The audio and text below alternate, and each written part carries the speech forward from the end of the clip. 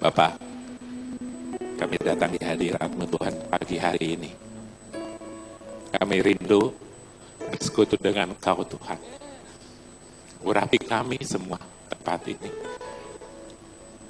Biar kasih Tuhan itu nyata dalam kehidupan kami. Dan bukan kata orang, tapi kami mengalaminya sendiri.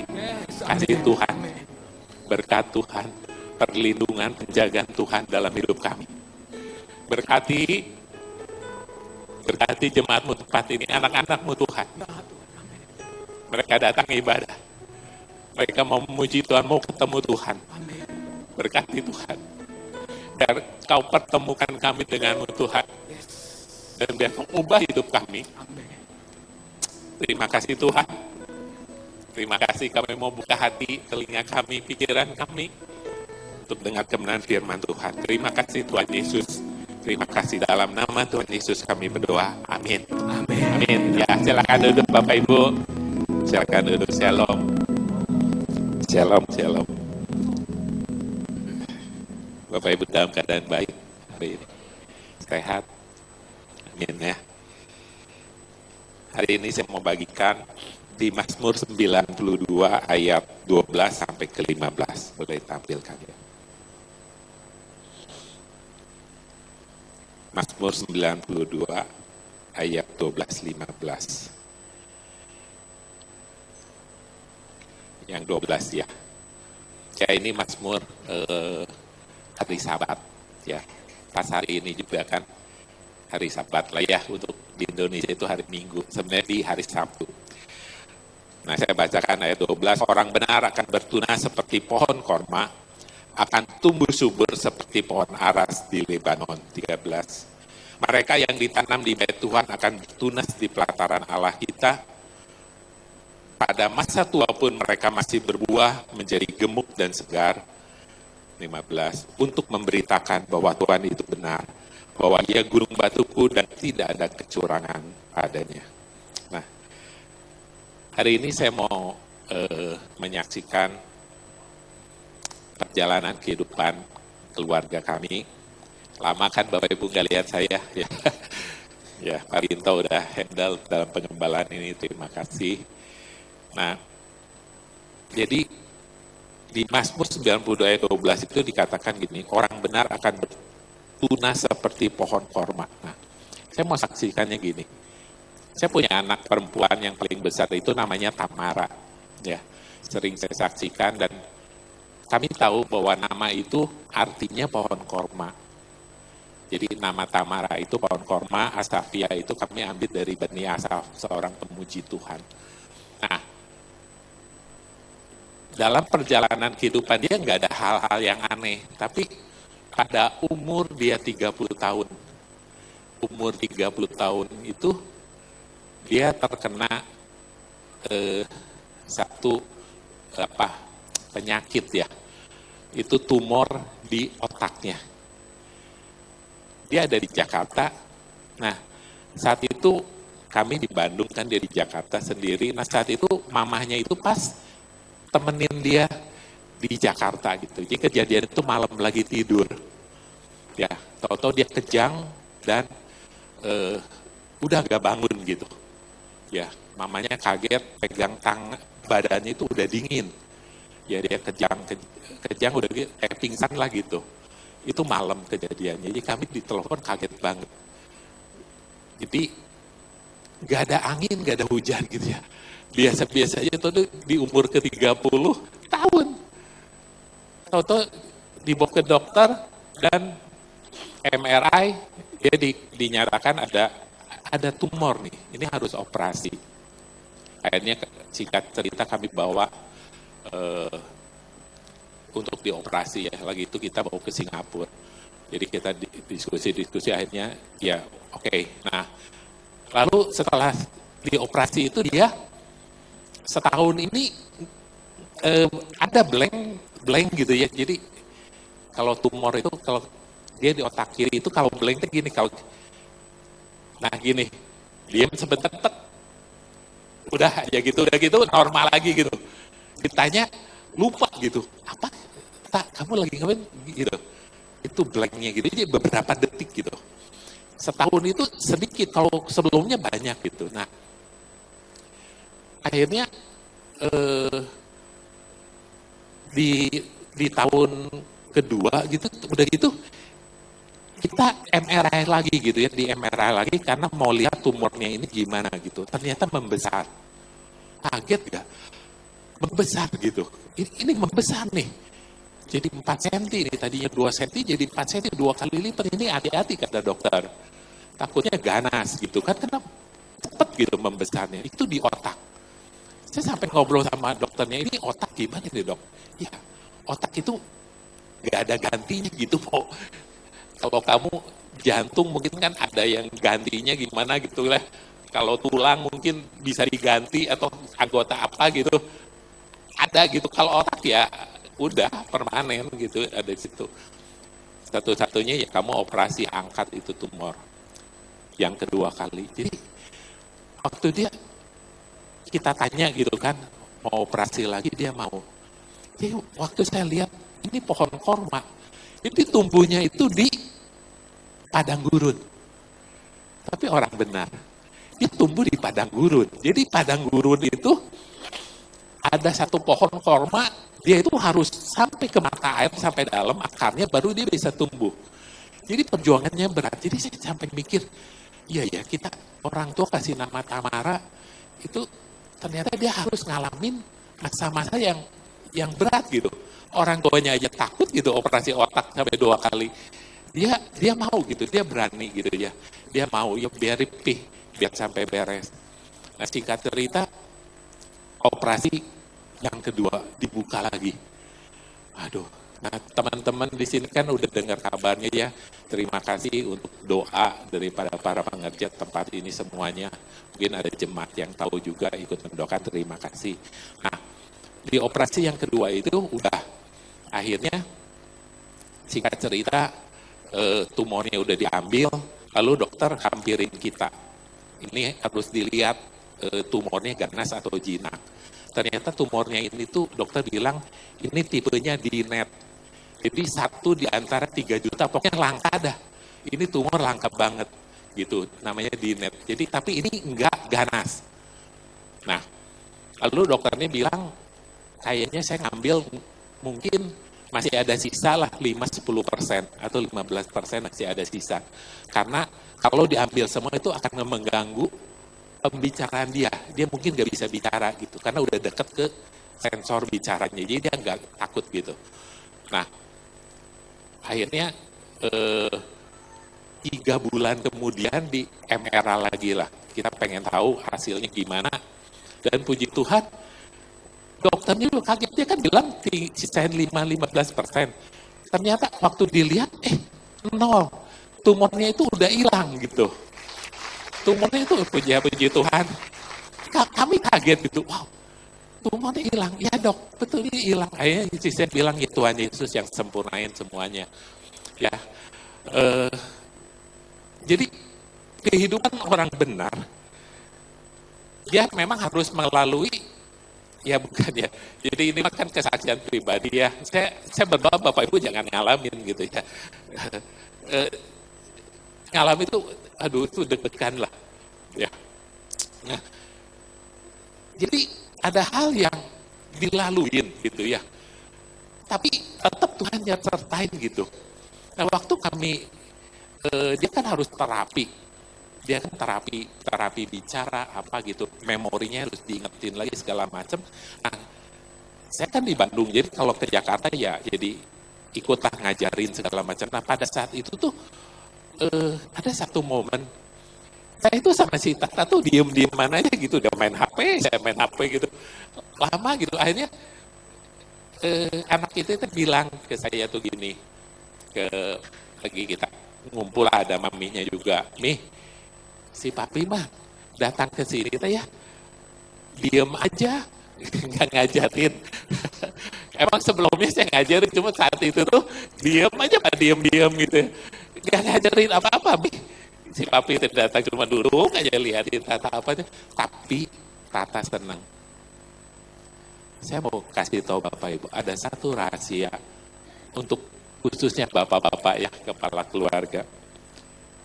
Kehadiran engkau di keluarga itu mungkin kamu nggak ngapa-ngapain gitu, tapi ada kesenangan yang luar biasa dari seorang anak. Apalagi dalam kondisi gitu, kok hadir aja, diem aja, duduk aja, lihat-lihat, ya udah senang. Saya juga, oh kirain marah gitu, ternyata dia senang. Dan perkataan ini sama persis seperti di murid Yesus pernah ngomong ke Tuhan Yesus ya. Kita lihat di Yohanes 14 ayat ke-8. Yohanes 14 ayat yang ke-8.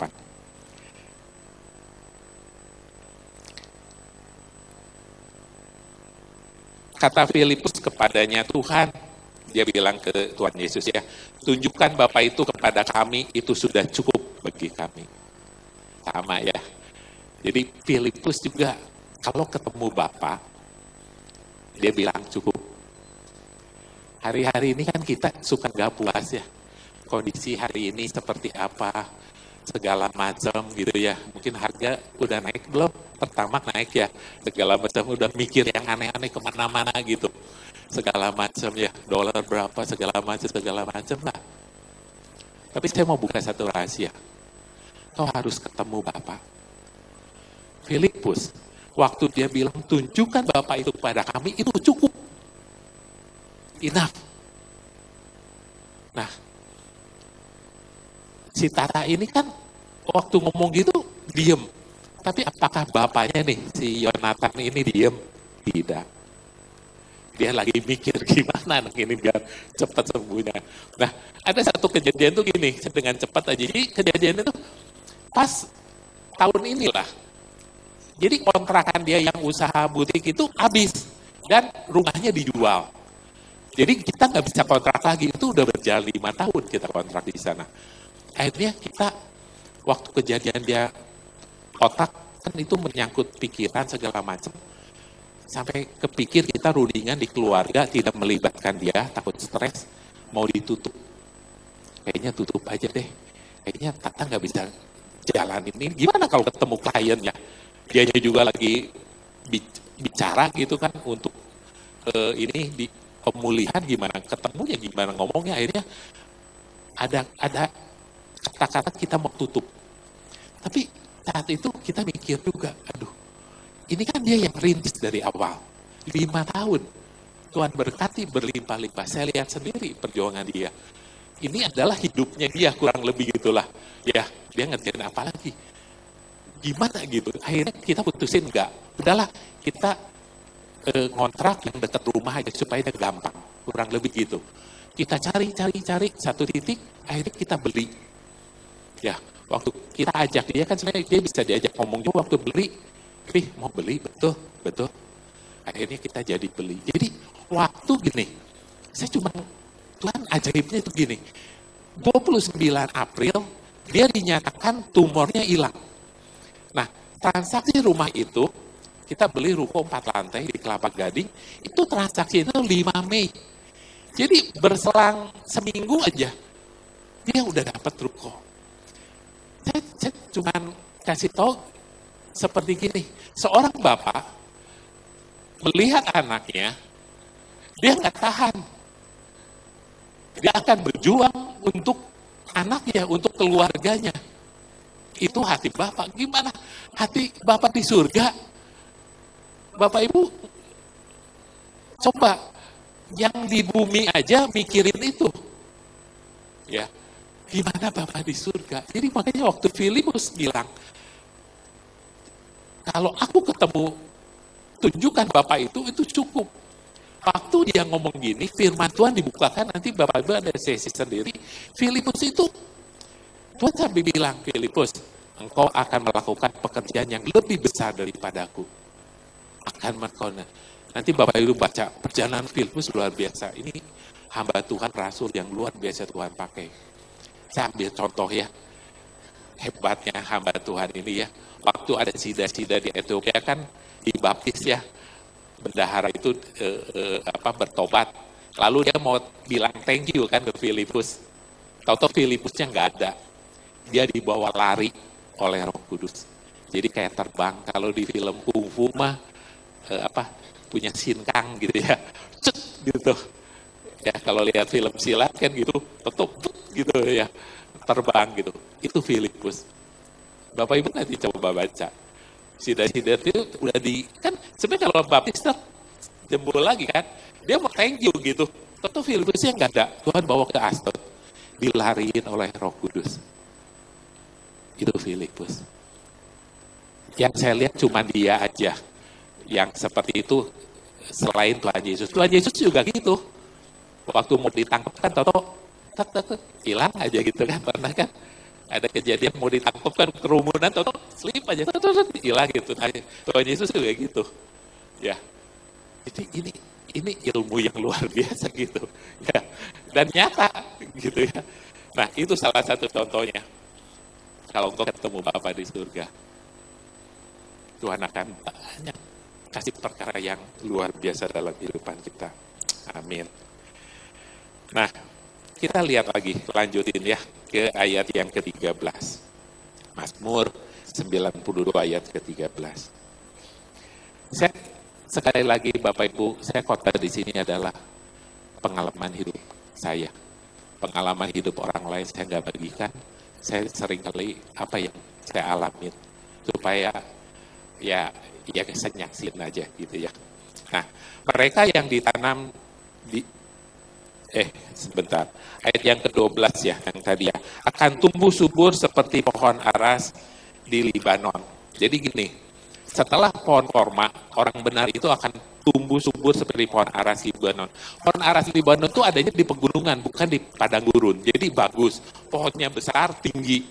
Gitu ya. Dan ini dipakai oleh Raja Salomo untuk bangun bait Allah. Bait Allah yang pertama Salomo bangun itu pakai pohon sanabar buat tiang utamanya.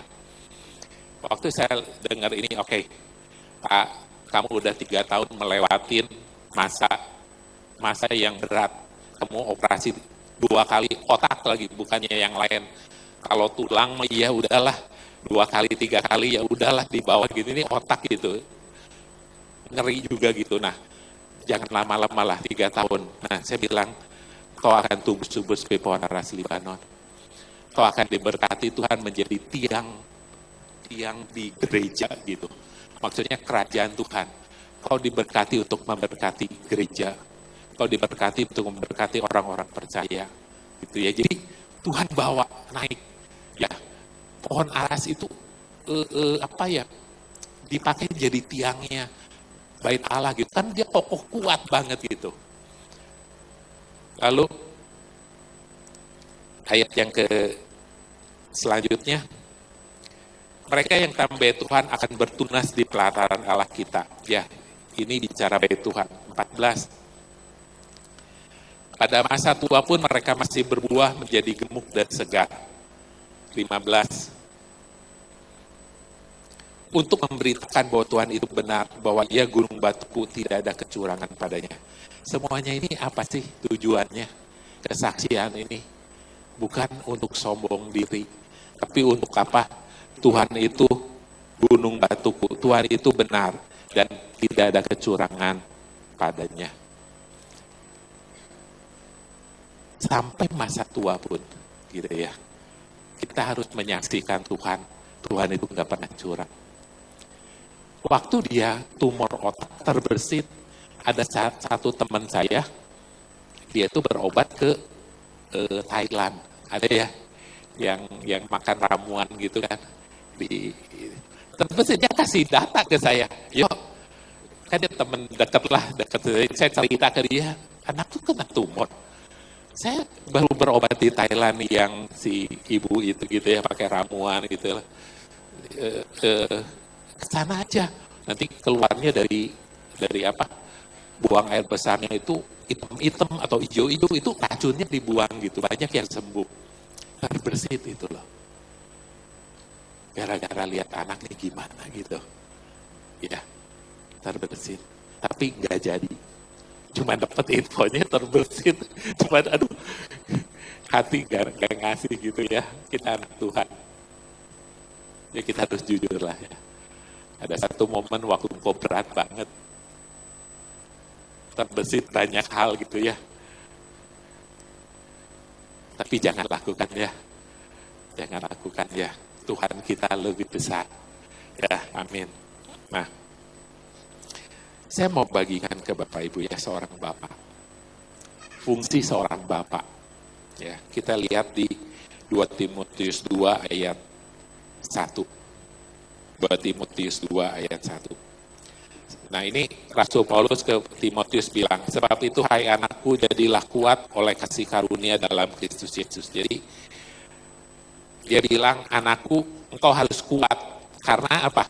Kasih karunia dalam Kristus Yesus. Jadi kita harus terima kasih karunia Tuhan, jadi kuat gitu. Apapun, kondisi apapun, ada kasih karunia Tuhan yang menguatkan kita. Ya.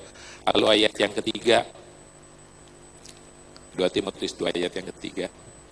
Ikutlah menderita sebagai seorang prajurit yang baik dari Kristus Yesus. Ya, bentar ya. Nah, Rasul Paulus bilang, Timotius, ikut menderita sebagai seorang prajurit. Nah, prajurit itu melambangkan apa ya, pelindung gitu ya, yang melindungi.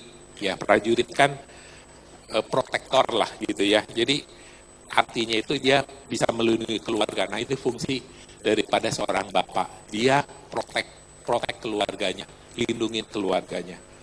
Lalu ayat yang keempat, seorang prajurit yang sedang berjuang tidak memusingkan dirinya dengan soal penghidupannya, supaya dengan demikian dia berkenan kepada komandannya. 5. Seorang olahragawan hanya dapat memperoleh mahkota sebagai juara apabila ia bertanding menurut peraturan olahraga. Jadi yang kedua, Rasul Paulus bilang, jadilah seorang olahragawan. Ini fungsi Bapak yang kedua, yaitu apa? Sebagai leader. Ya, olahragawan itu mau juara, dia harus disiplinkan dirinya sendiri. Dia harus jadi leader. Dia harus leader di keluarganya. Ya, jadi leader. Jadi ini penting.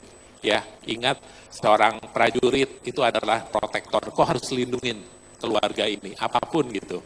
Kau harus hadir di keluarga ini. Kedua, olahragawan. Kau harus disiplin. Kau harus punya leadership di keluarga ini ya. Jangan sampai anak-anak istri kita meremehkan gitu ya tentang leadership ini. Makanya kita harus disiplin diri gitu ya. Lalu yang ketiga ya ayat yang ke-6, fungsi seorang ayah. Nah ini, seorang petani yang bekerja keras haruslah yang pertama menikmati hasil usahanya. Seorang bapak, kau harus menyediakan, ya fungsinya menyediakan makanan, rumah, pakaian, pendidikan, segala macam. Bapak Ibu, kau punya beban yang Tuhan tanggung, seorang bapak itu cukup berat. Tapi kau dikasih penolong, seorang istri. Ya, jadi ingat ada fungsi bapak yang luar biasa. Tadi saya saksikan anak saya nggak ngapa-ngapain aja juga, dia udah senang. Waktu kau ketemu Tuhan, waktu kau bersekutu dengan Tuhan, kita bersekutu dengan Tuhan senang. Apa yang Tuhan lakukan? Dia bilang, Filipus, engkau akan melakukan pekerjaan yang lebih besar daripadaku. Firman itu keluar. Jadi Bapak Ibu, kalau engkau diberkati Tuhan, ingat, itu dari Bapa di surga. Karena hati dia tergerak. Dia mau memberkati kita, dia mau melindungi kita, mau menjagain kita dalam kondisi apapun. Ingat Ayub, seorang yang benar di hadapan Tuhan, tapi dia ada cobaan. Tapi endingnya, Tuhan pulihkan 2 kali lipat. Karena dia cuma mau nguji kita. Dia mau nguji kehidupan kita. Itu seorang Bapak. Saya lihat banyak Bapak-Bapak di sini. Bapak-Bapak ingat, kau pertama harus bersekutu dengan Tuhan di surga. Kau harus di bumi ini, kau harus melindungi keluargamu. Engkau harus memimpin keluargamu. Dan kau harus menyediakan kebutuhan keluargamu. Sampai masa tua pun, kita tetap sehat. Dan tujuannya cuma satu. Yuk diakhiri dengan tadi Matius 92 ayat yang terakhir itu tadi yang 15. Tujuan akhirnya cuma satu kok. Tujuan akhirnya yaitu cuma untuk mengatakan, memberitakan bahwa Tuhan itu benar. Dia tidak ada salah. Dia gunung batuku dan tidak ada kecurangan padanya. Amin.